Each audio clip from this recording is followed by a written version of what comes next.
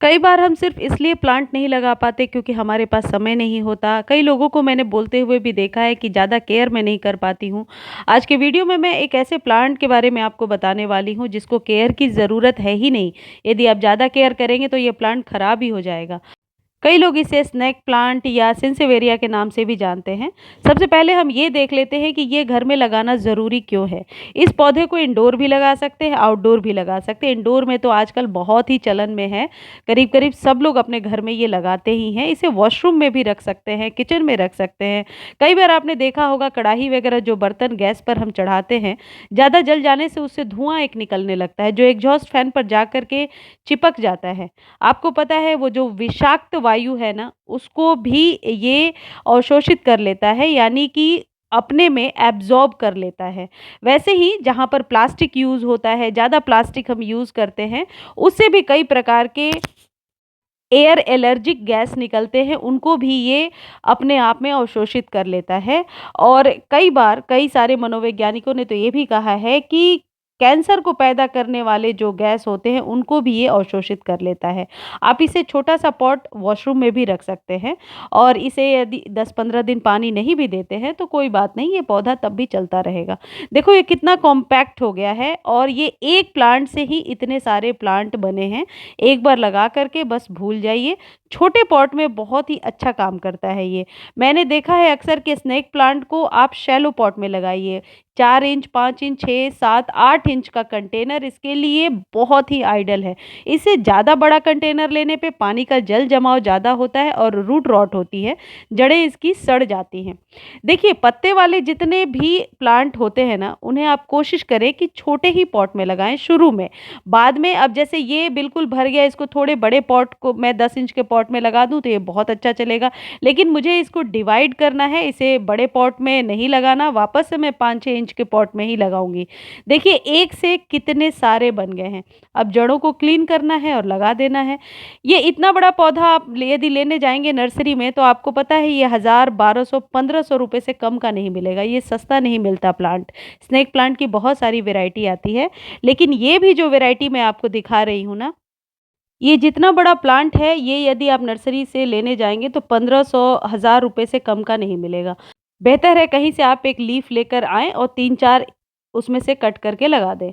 अब यदि आप नया प्लांट लगा रहे हैं तो सॉइल मिक्स का विशेष ध्यान रखें। बालू 50% ज़रूर मिलाइए, 25-25 कोई भी आप कंपोस्ट और गार्डन सॉइल मिला कर के लगाइए। बालू मिलाने से क्या होगा, मिट्टी में पानी खड़ा नहीं होगा। और ये है स्टोन डस्ट।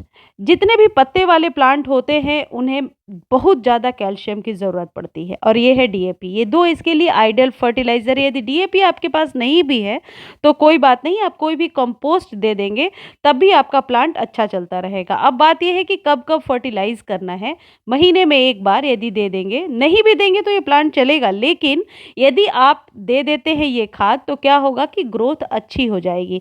जैसी मेरी ग्रोथ आपको दिख रही है प्लांट की, बिल्कुल भी मैं रेगुलर इसमें फर्टिलाइज़ेशन नहीं करती हूँ, महीने में 1-2 बार कर देती हूँ।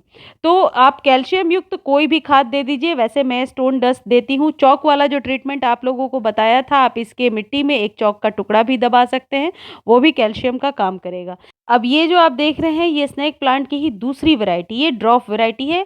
ये हमेशा छोटा ही रहता है, बहुत बड़ा नहीं होता। मैंने एक कहीं से ला कर के मैं लगाई थी और देखो इसके 4 इसमें से अब बन सकते हैं। इसके पत्ते पर ये दाग इसलिए है क्योंकि इसकी जो जड़ें हैं वो मिट्टी में पूरी दब नहीं रही हैं। क्योंकि मैंने थोड़ी-सी मिट्टी में एक ही लगाया था और इसके 4 फैल गए हैं। इनको आज मैं डिवाइड नहीं करूँगी, बस ऐसे ही बड़े कंटेनर में लगा दूँगी।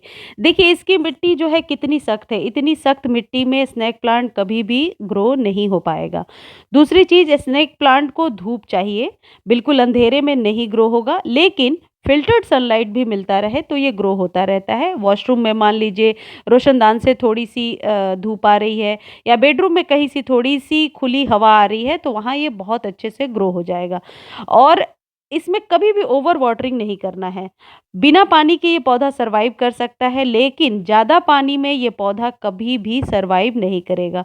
देखिए थोड़े बड़े कंटेनर में मैंने लगा दिया, हो सकता है महीने 2 महीने के बाद फिर आप देखोगे ये पूरा ही भर गया है। स्नेक प्लांट को ग्रो करना बहुत आसान है, लेकिन यही निश्चित बातें होती हैं कि ओवर वाटरिंग नहीं करना, महीने में 1 बार फर्टिलाइज़ कर दीजिए और इसकी जड़ें भर भी जाती हैं तो कोई बात नहीं, तब भी यह पौधा बहुत अच्छे से ग्रो होता रहता है। अब आप इसे बेडरूम में और वॉशरूम में सब जगह क्यों रखेंगे, इसके पीछे एक रीज़न है। इसमें जो कार्बन डाइऑक्साइड यानी CO2 को ऑक्सीजन में बदलने की क्षमता होती है। यानी रात के समय यदि बेडरूम में आप सजावट की तरह पर इसे रख रहे हैं एक आदर्श पौधा के रूप में, तो ये क्या करेगा कि जो कुछ भी विषैले गैसेज़ हैं, उन्हें ये ऑक्सीजन में बदलने की क्षमता रखता है। इसलिए इस प्लांट को आजकल प्रेफ़र किया जाता है कि कहीं भी बेडरूम में या सजावट के तौर पर हम इसे रखें। यानी कि रात में ये हवा को फ़िल्टर्ड कर सकता है। सबसे अच्छी बात है, छोटे कंटेनर में लगा सकते हैं।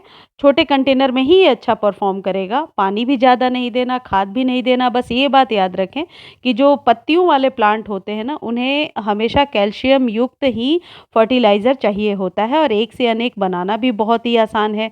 घर के किसी भी एक कोने में रख दीजिए और भूल जाइए। ना खाद, ना पानी, कुछ ज़्यादा देने की ज़रूरत नहीं है और ये पौधा मल्टीप्लाई भी होता रहेगा, देखने में खूबसूरत भी लगता है। ये देखिए, ये कितना भर गया और इस तरीके से इसकी स्टेम से एक दूसरा प्लांट जुड़ जाता है। मैं इसे तो खाली नहीं करूँगी क्योंकि एक दिन सबको रिपोर्ट करना थोड़ा मुश्किल है।